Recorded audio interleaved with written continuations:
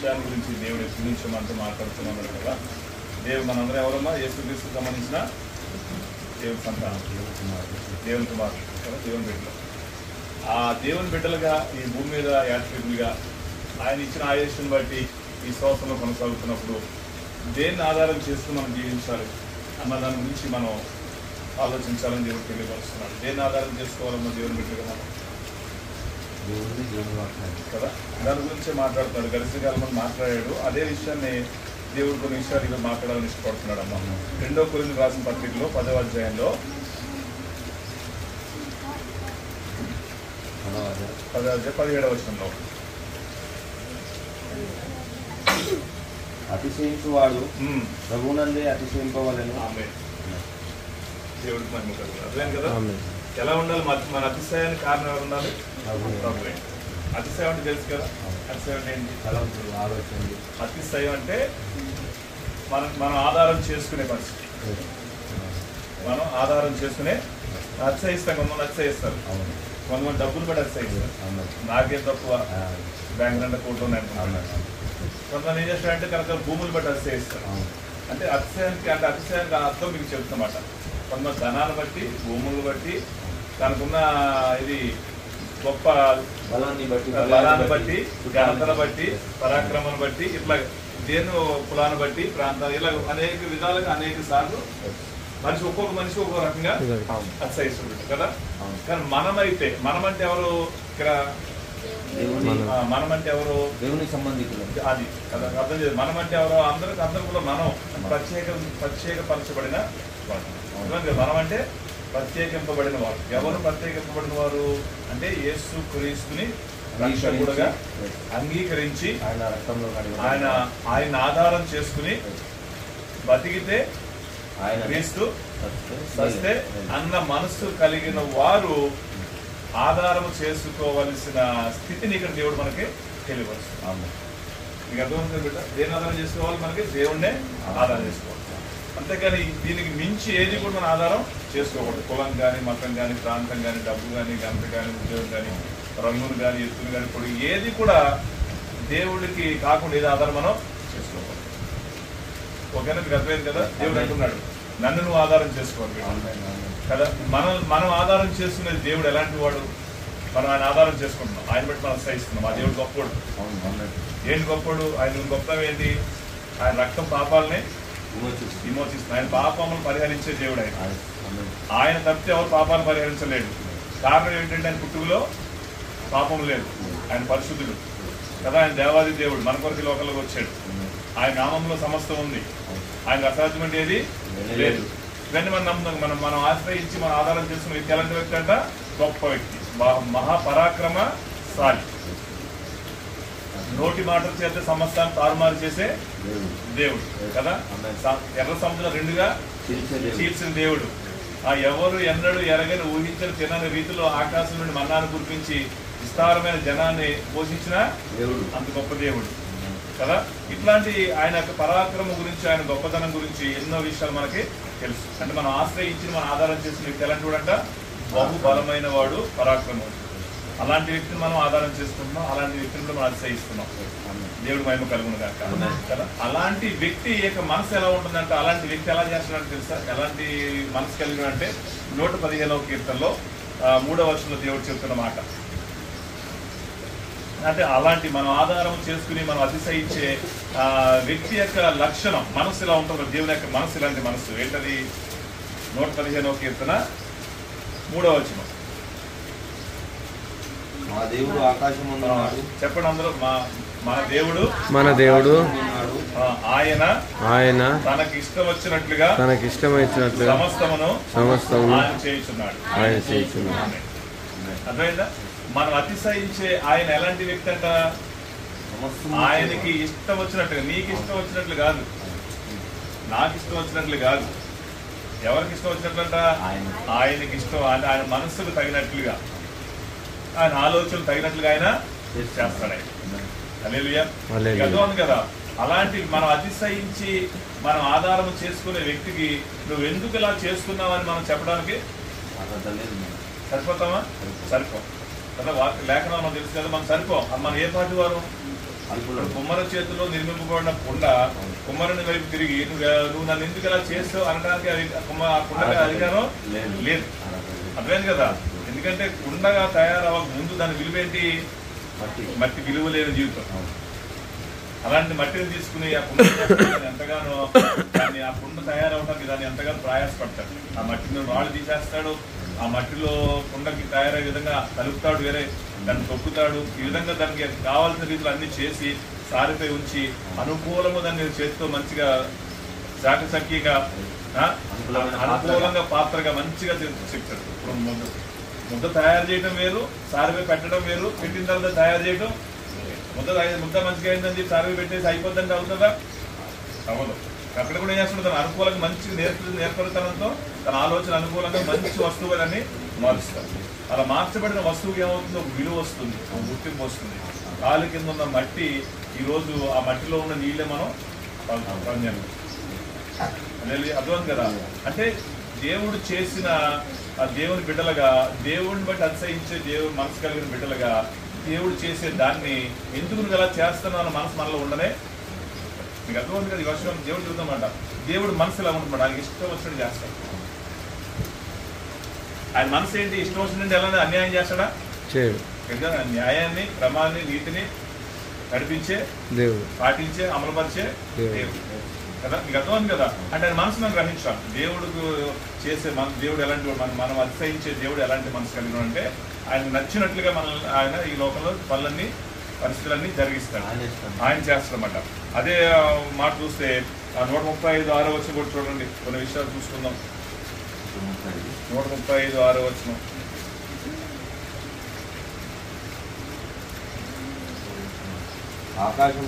ఆకాశమందు భూమి యందు సముద్రములందు మహాసముద్రములందు ఆయన తనకిష్టమైనదంతయు చూసారా?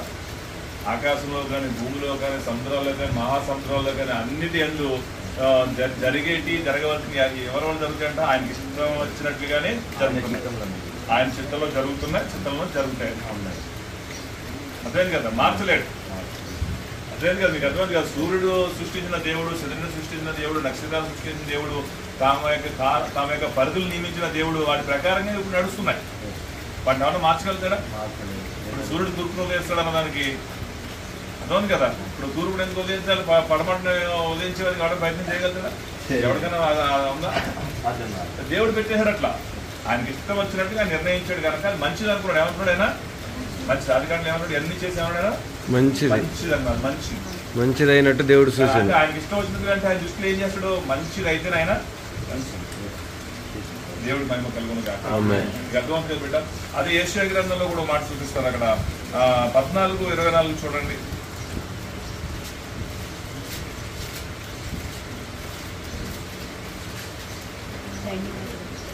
14:24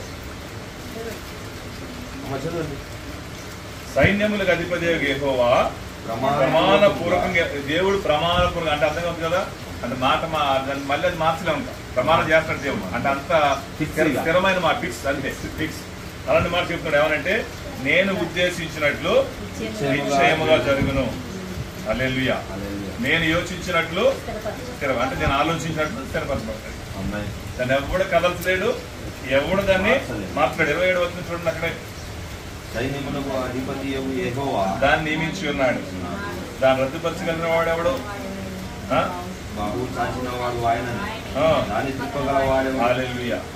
లేదు కదా? ఆయన బాహువు ఆ విధంగా నిర్ణయించిన తర్వాత దాన్ని రద్దుపరచగలిగిన వాడు, దాన్ని తిప్పగలిగిన వాడు ఎవడన్నా ఉన్నాడా? దేవుడు మహిమ కలుగును. హల్లెలూయా. బిడ్డ అంటే చెప్పడానికి కారణం ఏంటంటే దేవుడు తనకి ఇష్టం వచ్చినట్లుగా తన మనస్సులో తనకు కలిగిన తన ఆలోచనను బట్టి ఈ భూమి మీద ఈ సృష్టి అంతట్లో ఆయన కార్యాలని జరిగిస్తున్నాడు. దేవుడి మహిమ కలుగును కదా. కానీ మనం మానవులుగా మనం ఎలా ఉంటామంటే కొన్నిసార్లు ప్రార్థన చేసి జవాబు రాకపోతే ఏం చేస్తామంటే బాధపడిపోతాం, బాధ వచ్చేస్తున్నాం కదా. దేవుడు అదేవిధంగా నేను ఉదయకాల సమయంలో ఆలోచించినప్పుడు దేవుడు ఒక విషయాన్ని గురించి 2వ సమయంలో దేవుడి యొక్క ఉద్దేశం, దేవుడి యొక్క పరిస్థితులు, దేవుడి యొక్క స్థితి, దేవుడి యొక్క అంతస్తు, దేవుడి గొప్పతనం ఇలా ఉంటుంది. మనం చదువుకున్నాం కదా. మనం అతిశయించేవాడు ఆయనే, ఆయన యొక్క మనసు ఇలాగుంటుంది. ఆయన చిత్తానుసారమే జరుగుతుంది. కానీ మన ఉద్దేశం ప్రకారం జరగదు. అక్కడ నీ ఉద్దేశం నా ఉద్దేశం మనకు నచ్చినట్టు జరగదు. దేవుడు నచ్చినట్లుగా మన జీవితంలో జరుగుతుంది. మనం ఏమనుకుంటామంటే అబ్బా మనం అనుకున్నదే జరిగిందని మనం అనుకుంటాం. అది కాదు, దేవుడు అనుకున్నది మనలో జరుగుతుంది. హల్లెలూయా. 2వ సమూయేలులో ఒక వ్యక్తి గురించి ఒక విషయాన్ని దేవుడు గుర్తు చేశారన్నమాట.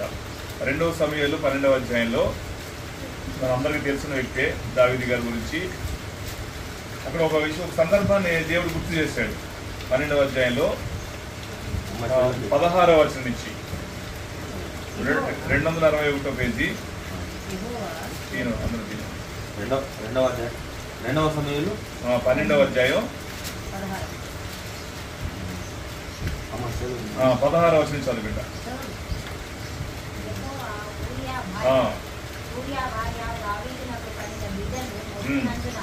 దావీదు బెత్షెబ ఇద్దరు కలయిక ద్వారా ఒక కుమారుడు పుట్టాడంట. పుట్టినప్పుడు ఆ వ్యక్తికి ఏమైందంట, జ్వరం అనేది జబ్బు అంటే ఏంటి, అనారోగ్యం వచ్చింది. అనారోగ్యం వచ్చినప్పుడు 17వ వచనంలో చదవండి.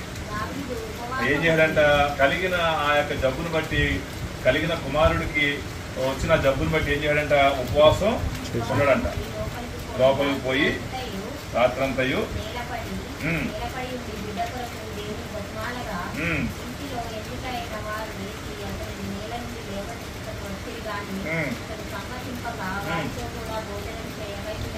అర్థమైంది కదా. అతను ఏం చేశాడంట, ఆ వ్యక్తికి ఉన్న జబ్బును తొలగించమని ఉపవాసం ఉండి సాష్టాంగపడి రాత్రంతా ప్రార్థన చేయడం మొదలెట్టిందంట. అతని దగ్గర సాన్నిహిత్యం కలిగిన కొంతమంది ఉంటారు కదా, రాజు కదా, అందరూ వెళ్ళలేరు కదా. ఇప్పుడు కొంతమంది దగ్గర కొంతమంది వెళ్ళగలుగుతారు, అందరూ వెళ్ళలేరు. అలా కొంతమంది ఏం చేశారంటే, ఎందుకు ఎట్లా చేస్తున్నావు, నువ్వు ఇలా ఉంటే అట్లా నీ ఆరోగ్యం అయిపోతుంది అన్నప్పుడు వెళ్ళలేదంట. ఆ మాట వినకుండా ఏం చేశాడంటే ఉపవాసం ఉన్నాడంట. ఎన్ని రోజులు ఉన్నాడంట అట్లా, 18వ వచనంలో 7వ దినమున, అంటే 7 రోజులు ఉన్నాడు అట్లా. నీకు అర్థమైందా? 7 రోజులు ఎలా ఉన్నాడు, సాష్టాంగ నమస్కారం పడుకుందే నేల మీద పడుకున్నాడు. పరుపులు మంచం ఎంత, పరుపులు దివాలన్నీ వదిలేసాడు. నేల మీద పడిపోయి ఏం తినకుండా కట్టిగా ఉపవాసం ఉన్నాడు. ఎందుకు, ఎవరి కొరకు ఉపవాసం ఉన్నాడు, కొడుకు జబ్బు కొరకు నయం కావటం కదా. దావీదు ఎవరు, దేవుని యొక్క హృదయానుసారుడు.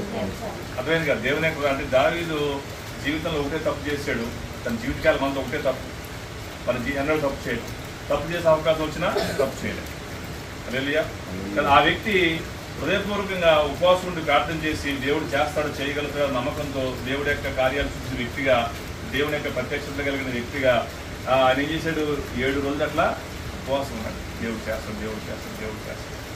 కానీ ఏమైందంట, దేవుడు ఆ మాట వినలేదంట. వెనకేం చేయడంట, దేవుడు ఆ వ్యక్తి ప్రాణాన్ని తీసేసుకున్నాడు. అక్కడ తీసుకున్నప్పుడు ఆ 19వ వచనంలో ఏమైందంటే, చనిపోయాడు బిడ్డ అని ఎలా చెప్తాం, 7 రోజులు ఉపవాసం ఉన్నాడు కదా, చెప్తే ఎట్లా రియాక్ట్ అవుతాడో, ఏ విధంగా ప్రవర్తిస్తాడో, అతని మనసు ఎలా ఉంటుందో అర్థం కదా. ఎందుకంటే భక్తుడు కదా, ఏహో భక్తుడు కదా, దేవుడిని ఆధారం చేసి రాజుగా అయినాడు, దేవుని చేత అభిషేకించబడిన వ్యక్తి, దేవుని చేత గురుదుడ్లను పిలుచుకుని అభిషేకించబడి ఎన్నిక లేని వ్యక్తిగా ఉన్న వ్యక్తిని ఒక రాజుగా నియమింపబడిన దేవుడి ఏర్పాటులో ఉన్న వ్యక్తి, దేవుని యొక్క ప్రత్యక్షతలో దేవుని యొక్క ఎన్నో అనుభవాలు ఉన్న వ్యక్తి. ఆ వ్యక్తి 7 రోజులు తనకు ప్రాణం, తన కుమారుడి కొరకు ప్రాణం కొరకు ప్రార్థించినప్పుడు దేవుడు ద్వారా వెళ్ళినాడు. పక్కనోడు ఈ చెప్తే ఏమైపోతాడు అని చెప్పి భయంతో వాళ్ళు దుష్కులు ఆడుకుంటారు. కానీ రాజు కదా, జ్ఞానం కలిగిన వాడు కనుక వారి యొక్క పరిస్థితిని, వారి యొక్క మనిషిని చూసి ఇంకా అర్థమైపోయింది ఏం జరిగిందని అడిగాడంట. ఇక్కడ ఏమైంది, అక్కడ 20వ వచనంలో అప్పుడు అక్కడ చూసి ఆఖరులో ఎలా ఉన్నమాట, ఆయన సంగతి గ్రహించాడంట, చెప్పలేకపోతున్నారంట. వాతావరణం గ్రహించానంట, బిడ్డ చనిపోయాడని అడిగాడంట. అప్పుడు వారు అన్నారంట చనిపోయాడు అన్నారంట. అప్పుడు ఏం చేయాలంటే 20వ వచనంలో, అప్పుడు దేవుడు ఏం చేయాలంట, నేల నుండి వేసి అంటే ఇప్పుడు ఈ 6 రోజులు స్నానం కూడా, ఈ రోజుల్లో కూడా చాలా మంది ఉపవాసం ఉంటే కింద పడుకుంటారు. ఈ రోజుల్లో కొంతమంది కూడా ఉపవాసం చేస్తారు, ఉపవాసం ఉన్నప్పుడు కింద పడు మనసు లెక్క. కారణం ఏంటంటే తగ్గింపు, అన్ని పరిత్యాదించి, అంటే పడుకుంటానికి అన్ని ఉన్నా కానీ దేవుని కొరకు తగ్గించుకున్నాం అంటే అదొక నానుడి. హల్లెలూయా. దేవుడు పడుకునే విధానం చూడగాని అంతరంగాన్ని అర్థం కదా. నువ్వు తినే తిండిని బట్టి దేవుడు చూడటం, నువ్వు పడుకో నడకాలి కానీ దేవుడి అంతరంగంలో ఉన్న స్వభావం నువ్వు ఎలా ఆ స్వభావాన్ని బట్టి ఎలా చూపుతుందో చూస్తాను. ఆ రోజుల్లో దేవుడు చెప్పినట్లుగా ఏమున్నది, గోని పట్ట కట్టుకుని బూడిద పోసుకుని తనంతా తగ్గించుకుని అలాగా ఉపవాసం ఉండే పరిస్థితులు ఉన్నాయి కదా. ఆ విధంగా 7 రోజులు స్నానం చేయకుండా భూమి మీద అయినా పడుకుంటారు. ఎప్పుడైతే దేవుడు ఆ ప్రార్థన ఆలకించలేదు, దేవుడు సన్నిధిని తీసేసుకున్నాడు అని తెలిసినప్పుడు ఏం చేశాడంట, లేచి నేల నుండి లేచాడంట, స్నానం చేసాడంట, ఏం చేశాడంట, మంచిగా తైలం రాసినట్టు. తైలం అంటే ఏంటి, పౌడర్ రాసుకున్నట్టు, నూనె తైలం అని పౌడర్ రాసినట్టు, అత్తర్ లాంటిది ఇట్లాంటివి ఆ రోజుల్లో కూడా ఉన్నాయి. అదే అదే కదా, చాలా మంది చనిపోయిన ఎలా ఉండాలి, దుఃఖంతో ఉండాలి. ఇప్పుడు స్నానం చేసి తైలం ఎవరు రాసుకుంటాడు, షికారుకి వెళ్ళినాడు, ఫంక్షన్కి వెళ్ళినాడు, గతం కదా. అంటే అంటే మనిషి యొక్క పరిస్థితిని అక్కడ మనం గ్రహించాలి. ఆ విధంగా చూడండి, అక్కడ స్నానం చేసి తైలం పూసుకుని వేరు వస్త్రములు అంటే అంతకుముందున్న 7 రోజులు వేరే వస్త్రాలు ఉన్నాయి. ఎప్పుడైతే అది జరిగిందనేది అవసరం అని చెప్పి తీసేశాడు. వేరే వస్త్రాలు, రాజు తగ్గ వస్త్రాలు ధరించేసుకున్నాడంట. ధరించుకుని ఎక్కడికి వెళ్ళాడంట, యెహోవా మందిరంలోకి వెళ్ళి ఏం చేయాడంట, మొక్కాడంట. మనం మొక్కుతావా, అని మొక్కుతావా? ఏదైనా మనకి మనకు కావాల్సింది మనం దొరకకపోతే, అనుకున్నది అవ్వకపోతే ఆ దేవుడి ముందుకు వెళ్తావా? చాలా మంది రక్షణ ఉద్దేశంలో చాలా మంది ఉంటారు. చాలా మంది మనం చూస్తున్నాం. వాళ్ళు అనుకున్నది అవ్వలేదని అంటే వాళ్ళ ఉద్దేశం ఏంటంటే ఏదో మేలు కొరకు వస్తారు. ఒక ఉద్యోగం కావాలనో, వ్యాపారంలో అభివృద్ధి కావాలనో, ఆరోగ్యం కావాలనో, 4 పొలాలు వెనకేసుకోవాలనో, భూములు వెనకేసుకోవాలనో, మీకు అర్థమవుతుంది కదా. ఇట్లా ఏం చేస్తారో ఒక కారణం చేత మనుషులు శరీరం అంతే, స్వార్థం అనుకోకూడదు. కానీ వాళ్ళ దృష్టి అంతే. వాళ్ళ దృష్టి ఎలా ఉంటుందంటే అది చెప్పడానికి వాళ్ళు ఇంతవరకే చూస్తారు, ఈ కనపడ్డ వరకే చూస్తారు వాళ్ళు. కానీ దేవుడిని బట్టి అతిశయించుకోవడం ఎలా ఉండాలంటే అంతకు మించి అంతర్గతం అంతకుమించి చూడాలి. దేవుడిని ఆధారము చేసుకుని దేవుణ్ణి బట్టి అతిశయించే మనస్సు కలిగిన ఎలా ఉంటాడంటే, విశ్వాసం అనేది ఆ యొక్క అతిశయించే మనసు అనేది ఎలా ఉంటుందంటే, నిరీక్షించుతున్న వాటి యొక్క నిజ స్వరూపాన్ని కనులారా చూచినట్లుగా ఉంటుంది. ఏదైతే నిరీక్షిస్తున్నావో దాన్ని నువ్వు చూస్తున్న దాని లెక్క ఉండాలి, ఆ మనసు ఉండాలి. అప్పుడు నువ్వేమవుతావు, చూస్తున్న దానిని బట్టి నువ్వు ఏం చేస్తావు, రియాలిటీ అని దానిలో జీవించగలుగుతావు. అర్థమైంది కదా. అది ఉందన్న మనసు నీలో ఉందానికి ఏం చేస్తుంది, తగ్గట్టుగా నువ్వు జీవిస్తావు. లేదన్నా అనుకున్నాను లేనట్టుగానే ఉంటారు. ఏం చేయడినా మందిరానికి వెళ్ళాడు, స్నానం చేసాడు, బట్టలు మార్చుకున్నాడు, తైలం పూసుకున్నాడు, వెళ్ళి మందిరానికి వెళ్ళి మొక్కి వచ్చి అప్పుడు ఇంటికి వచ్చాడంట. అప్పుడు భోజనం పెడతాడు, పరిశానంటే ఇలా మనం ఉండగలుగుతామా? ప్రభువును అతిశయించేవాడు ఇలా ఉండాలంటే. ఈ అతిశయానికి కారణం ఎవరు? ప్రభు అన్నప్పుడు నీ మనసు ఇలాగే ఉండాలి. ఇలా లేదంటే నువ్వు ప్రభు ముందు అతిశయించలేదు. దేని బట్టి అతిశయిస్తున్నావు నువ్వు? ఏదో పని చేస్తున్నా అక్కడ, అర్థమైంది కదా.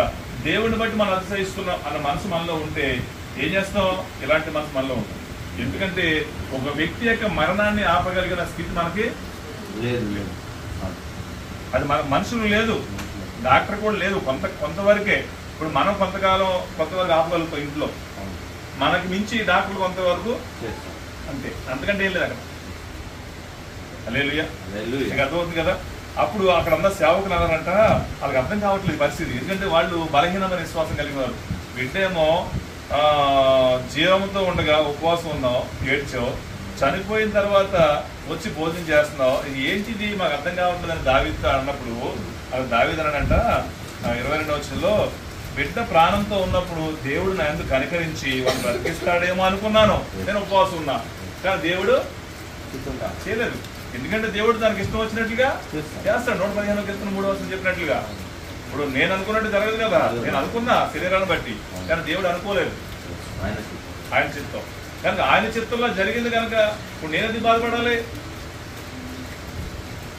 హల్లెలూయా, అర్థమవుతుంది బిడ్డ, అర్థమైందమ్మా, అర్థమైంది కదా. కనుక మనం ఏం చేస్తామంటే కొన్నిసార్లు శరీరాన్ని బట్టి ఎక్కువ అనుకుంటాం, అది జరగకపోయాడు ఏమవుతాం, కావుతా. అలా బాధ కలిగిందంటే దురాత్మ మనల్ని వెంటాడుతుంది. బలహీన పడ్డామంటే దురాత్మల్ని వెంటాడుతున్నట్టు, మనలో చోటు సంపాదించేసినట్టు. దానికి అవకాశం ఇవ్వద్దు. ఒక్కసారి చోటు సంపాదించావా దాని వెనకాల ఎంతమంది వేసుకొస్తుంది? చాలా మంది కదా. అట్లా అసలు అవకాశం ఏదానికి ఇవ్వకూడదు. అర్థమైంది కదా. అప్పుడు దేవుడు తనకి ఇష్టం వచ్చినట్లుగా భూమి మీద జరిగిస్తున్నాడు. ఆకాశం అందు, భూమి అందు, సముద్రాలలో, మహాసముద్రాలలో ఆయనకి ఇష్టం వచ్చినట్లుగా జరిగిస్తున్నాడు. అది 115:3లో 135:6లో యెషయా గ్రంథంలో 14 అధ్యాయాల్లో మనం చదువుకున్నట్లుగా ఆయనకి ఇష్టం వచ్చినట్లుగా సృష్టిలో జరుగుతుంది అన్న మనసు, అన్న విశ్వాసం మనం కలిగి ఉన్నప్పుడు, అలాంటి వ్యక్తిని మనం ఆధారం చేసుకుని అలాంటి వ్యక్తిని బట్టి అతిశయించి జీవించినప్పుడు ఎలా ఉండాలి? మనం ఏ పరిస్థితులు బట్టి కూడా బలహీన పడే మనసు మనలో దేవుడి మహిమ కలుగును కాక. దేవుడు అంటున్నాడు ఎప్పటికీ మనం సిగ్గుపరిచే దేవుడైనా. ఎందుకంటే మనం సిగ్గు కలిగితే దేవుడు సిగ్గు. ఎవరు సిగ్గు కలుగుతుంది? దేవుడికే కలుగుతుంది. నేను అందరే నమ్మకండి. సౌలు దేవుడిని ఎరగక మునుపు దేవుడిని ఎరిగిన వారిని హింసిస్తూ, సౌలును అవమానిస్తూ, అనేక రకాలుగా ప్రవర్తిస్తున్నప్పుడు ఒక సందర్భంలో దమస్కా ప్రాంతానికి వ్యక్తి వెళ్తున్నప్పుడు దేవుడు దర్శించి, సౌలా సౌలా నువ్వు నన్ను ఎందుకు హింసిస్తున్నావు? ఎవరిని హింసిస్తున్నావు? అయినా నన్ను. సంఘాన్ని హింసిస్తే ఎవరిని హింసినట్టు? నన్ను. దేవుని బిడ్డలు హింసిస్తే ఎవరిని హింసినట్టు? అర్థమవుతుంది కదా. మనల్ని హింసిస్తే ఎవరిని హింసించినట్టు? మనల్ని దూషిస్తే ఎవరు దూషించినట్టు? మనల్ని ఉమ్మేస్తే ఎవరిని వేసినట్టు? మనల్ని గాయపరిస్తే ఎవరిని గాయపరిచినట్టు? మనల్ని తునీకరిస్తే ఎవరిని తునీకరించినట్టు? మన దేవుడు ఒప్పుకుంటాడా? ప్రతి దానిలో ఎక్కడు. అర్థం కదా బిడ్డ. కానీ మనం ఏం చేయాలి? చాలా జాగ్రత్తగా మన విశ్వాసాన్ని. మనకి ఏది తప్పు చేయడు. దేవుడు అన్నాడు ద్వితీయోపదేశకాండ 28వ అధ్యాయంలో 14వ వచనంలో మాట చెబుతాడు. ద్వితీయోపదేశకాండ 28వ అధ్యాయంలో 14వ వచనంలో మాట ఉంటుంది బిడ్డ.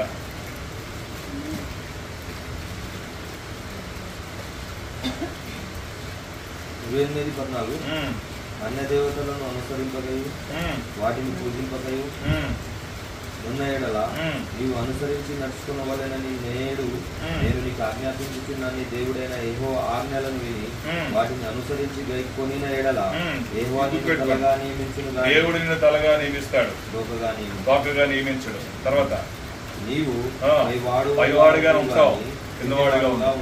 ఆమేన్. ఈ లేఖనం, ఈ వాగ్దానం ఈ కుటుంబంలో నెరవేర్చబడను గాక. ఇక్కడ ప్రతి ఒక్కరిలో నెరవేర్చబడను గాక. సంఘంలో స్థిరపరచబడను గాక. దేవుడు వాగ్దానం నిరర్ధకం కానేరదు. హల్లెలూయా. ఆయన మాటలను బట్టి, ఆయన ఆధారం చేసుకుని ఆయన బట్టి అతిశయించే మనసు కలిగి మనం జీవించినట్లయితే దేవుడు అంటున్నాడు ఈ రోజు నువ్వు పైవాడుగా ఉంటావు, తలగానే ఉంటావు. దేవుడు వాగ్దానం నిరర్ధకం కాదు బిడ్డ. దేవుడు మహిమ కలుగునుగా. దేవుడు ఏది పొదువు ఏది ఉండదు మనకి.